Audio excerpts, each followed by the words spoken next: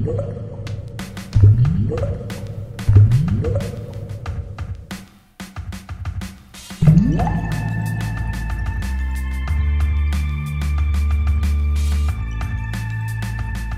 everybody, welcome to Board Online, Board Offline. Today we have our top 15 most played games of the 8th year of the channel. So this list runs from July 23rd, 2021 until July 22nd of 2022.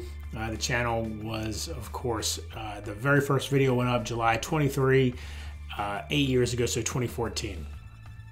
Now, real quick, just some stats, 332 plays over that year of 95 different games. 49 of those games were new to me. That's about 297 hours of playtime. And for the year, I had an H-index of 9, which I'm pretty happy with for a full year. Now we, of course, every time we do this, we try to have a giveaway. We're giving away 4 games this year. Now 3 of them are from the list donated by the companies that make the game. And then one of them is one that I'm giving away from my collection that actually didn't make the list. The game that I'm giving away from my collection is Tiny Epic Pirates. And it's not just the game itself, it's actually the Kickstarter edition. It's got a game mat, it's got the player mats, some metal coins, it's got a lot of cool stuff. It's got the expansion in there as well. If you watched my playthroughs of it, my unboxings of it, you saw all the stuff that was in there. So that is the game I'm giving away from my collection. Now, as we go through, when we reach the different games that are being given away, there's 3 other games from the list that are being given away. I'll mention them as we go along. The way you can get involved in that giveaway, there's 2 different ways. One, in the description, there will be a link to an entry form. Go click on that and you can get right into the giveaway that way. The other way is by leaving a comment in the description below. The way that's going to work is one person who leaves a comment will get 20 additional entries into the giveaway. The person who gets that will be whose ever comment has the fewest number of likes. If there happens to be a tie, then I'll randomize which person in that tie gets the 20 extra votes. But so the idea here is, if you leave a comment and then you might want to go and start upvoting everybody else's comments, because whoever has the fewest number of likes, the fewest number of thumbs up on their comment, that is the person that's going to get 20 additional votes, or 20 additional entries, I should say, into the contest. So without anything else, we're going to do this in 15 minutes starting right now. And our number 15 is The Great Wall with 5 plays. It's a game from Awakened Realms. This is one I've kind of cooled on a little bit. I'm not sure if it will make this list this upcoming year, but I did enjoy the 5 plays I got out of it. The solo didn't really do it for me, so it's definitely got to be multiplayer, but both of my multiplayer plays of it ended up being kind of, I don't know, just not quite what I was hoping for, a little bit lackluster. This is a game where you have the hordes trying to breach the Great Wall of China. You are a Chinese general vying with the other Chinese generals to try to gain the most favor in the eyes of the emperor. And if you play it very, like, in a real cooperative way, you're gonna have no problem with the horde, to the point where it feels super, super easy. But the point of the game is not to beat the horde. The horde is actually a resource for you to gain honor and for you to try to betray the other players and cause them to lose honor. So if you treat the horde like a resource, then it works a little bit better, but that's the Great Wall. Number 14 is Nemesis Lockdown, also from Awakened Realms, with 6 plays. This one, unlike the Great Wall, I have not cooled on. I am very much loving this game. Like I said, I got 6 plays of it. All 6 of those plays came, I think all of them in June and July. I played it solo, which I really enjoyed. Played it multiplayer, which I think I've played it once multiplayer. Enjoyed that as well. Got to get it back to the table with more players. I wanted to play. I had a chance to play 5 players. Didn't manage to get to the table that night. We'll try it again soon, though. This is Aliens, the board game. You are going through facility on Mars. You're trying to escape. You're trying to figure out the best way to escape, because not only the alien's going to kill you, but the corporation's not too happy with the bad PR that's happening. They might come in and wipe you out as well. That's Nemesis Lockdown. Number 13 is Forbidden Island with 7 plays. Forbidden Island is like the baby brother to Pandemic, basically. Or I guess more accurately to Forbidden Island. But they're all from the same designer and have very similar feels to them. But Forbidden Island is definitely the most stripped down, most basic of that group, and it's one that my kids love to play.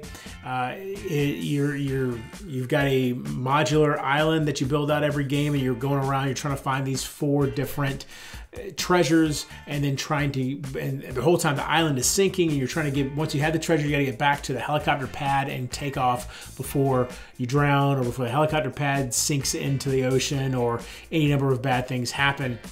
It is a lot of fun, very easy to grasp. I play it with my 6- and 4-year-old, but they've been playing it since they were 5 and 3. 3-year-old, of course, not making sound decisions, but he's having a blast, and it is still a good time. That's Forbidden Island. Number 12 is Ticket to Ride First Journey, so another one for the kids. Ticket to Ride First Journey takes Ticket to Ride, which is already a pretty... I feel like it's an entry-level game, but I guess it's maybe on the medium light side of the spectrum. But Ticket to Ride First Journey strips that down even farther and makes it so little kids can play. Again, 6- and 4-year-old, they have no problem in this game. Do a really good job. For the most part, especially the 6-year-old, has a great knack for really figuring out her routes and getting a really good strategy going in this game. And the 4-year-old picks it up pretty well as well. It's got Then we have the United States version of the map, and the routes are all pretty short, and I think 2 connections, maybe 3 connections is the most.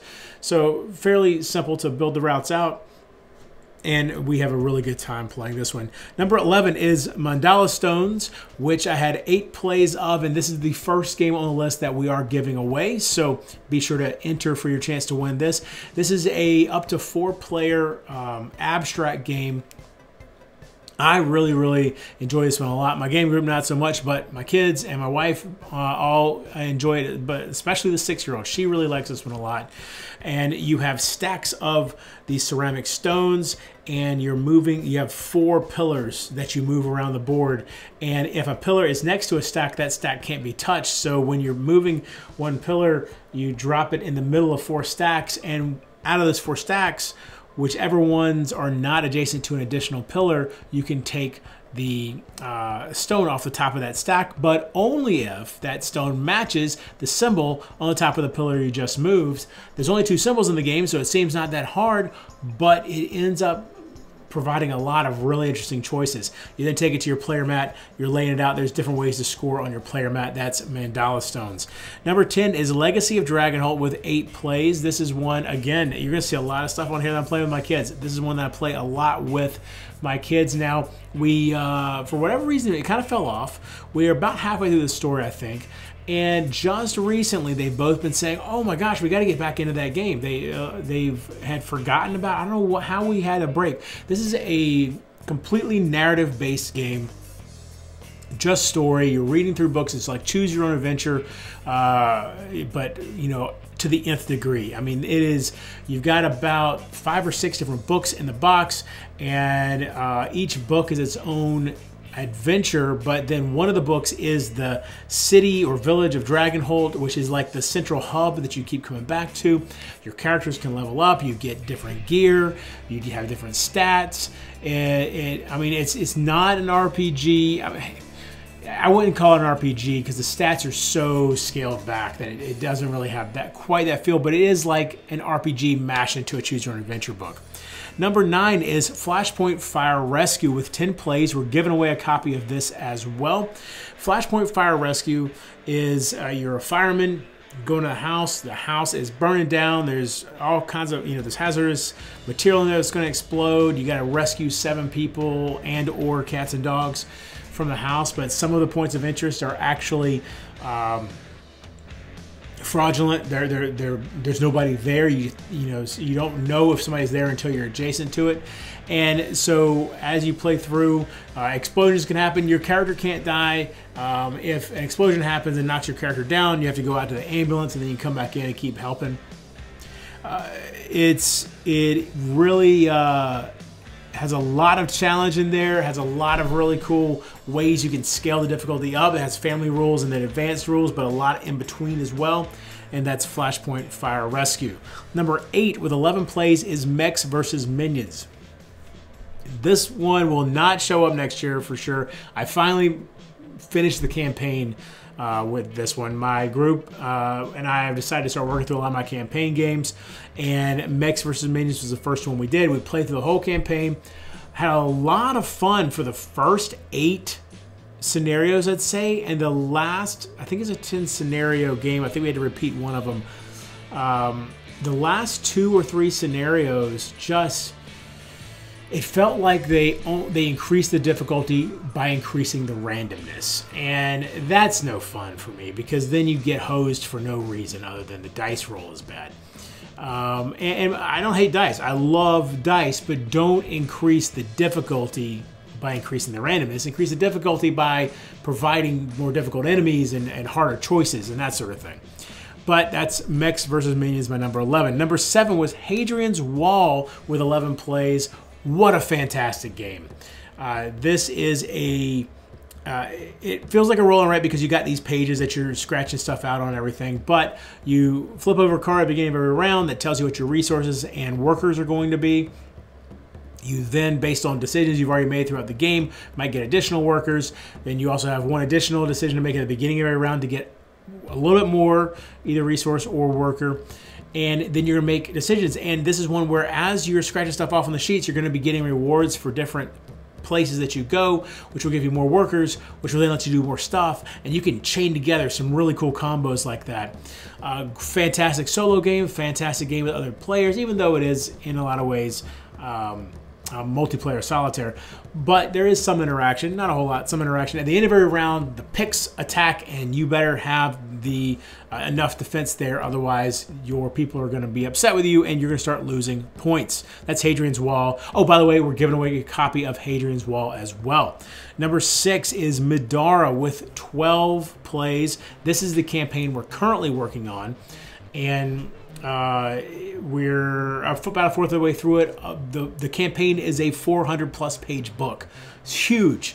There's a lot of text in there, a lot of story. We're reading the Spark Notes just because we try to get as many gameplays as we can into a single session. But really, really cool story. It's a fantasy world. You can build your own characters. Like, there's no archetypes. You literally build your characters from scratch. And in this fantasy world, it has it's like this weird mashup of fantasy with modern day Earth as well. It's really, really interesting. That's Madara. It has a real heavy anime kind of vibe to it as well. Number 5 is Bismarck Solitaire with 14 plays. This is a game book where every scenario takes up 2 pages. You literally write in the book to move your ships around. This is a World War II naval combat game, and it's solo only, and you're moving your ships around. It's maybe a tad on the random side, but I feel like you can mitigate it to a certain extent, but sometimes you do get hosed by the dice. Not a huge problem. I really, really have enjoyed this game a lot. As you can see, I've played it 14 times. This is one where I'll keep it in my car or something like that. That way, if I need to go, if I go to an appointment or something, I can take it in while I'm in the waiting room and knock out a quick game of it. That's Bismarck Solitaire. Number 4 is Gloomhaven with 16 plays. I'm working through the campaign on my own with this one. I want to get through this campaign before Frosthaven shows up at the end of the year. I think I'm going to manage to do it. I really want to get my game group into Frosthaven, but I wanted to finish Gloomhaven before I did that. By the way, I will be having a full how to play for Frosthaven. I already got it scripted and everything, so be sure to stand by for that. Gloomhaven has so many different character classes. I think 16, that might be too many. I think there's 16 character classes, and they all come with their own cards. when you start around a scenario, you have your full hand of cards ready to go. Everything's there. You pick 2, you play them. You pick the top action on one card, bottom action on the other card, and kick some ass. And then you play your next 2 cards and your next 2. And once your hand runs out, you got to take those cards back. One of them gets discarded for the entire rest of the game. It's lost is what it's called. You can't use it for the rest of the game of that scenario. And you keep going. And so when you run out of cards, you're knocked out. That's Gloomhaven. Number 3, Kingdom Death Monster, also with 16 plays. This was the campaign we played in between Mechs versus Minions and Madara.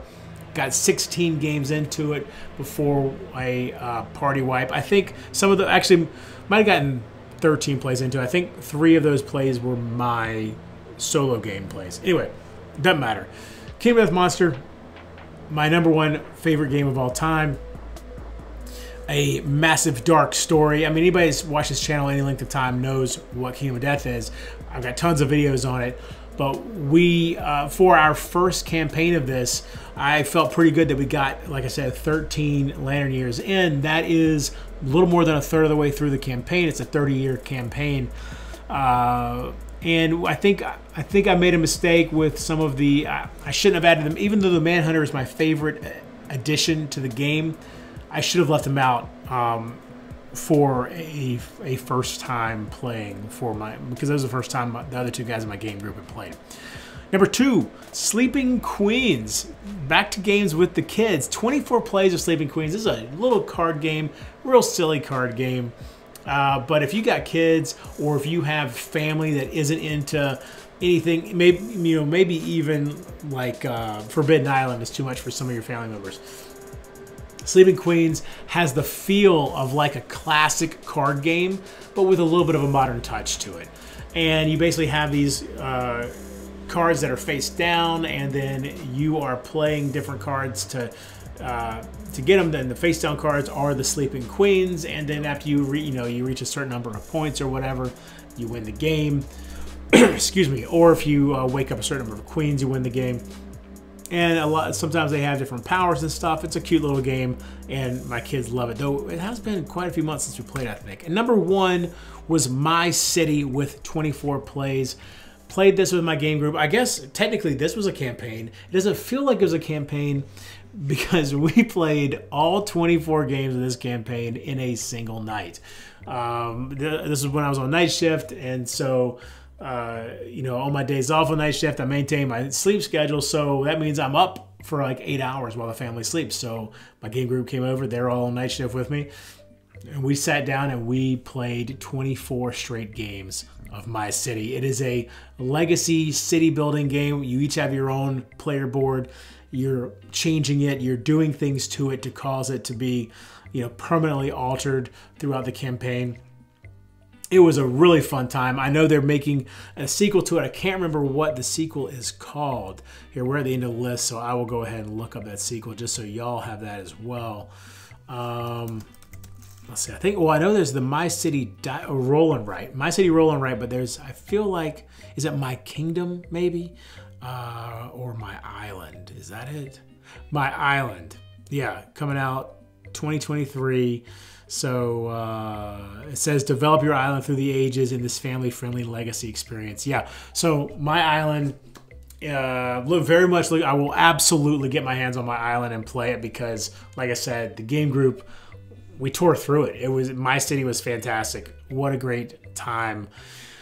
So there you go. Those are my 15 most played games of the 8th year of the channel. Be sure to come back. Let's see, what's the next major top 10 we're doing?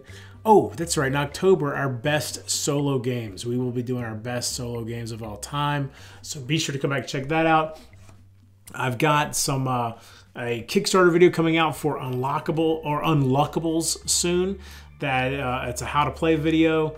And then Anno 1800 is scripted. I'm going to be doing a how to play for that. Streets is scripted. We'll be doing a how to play for that.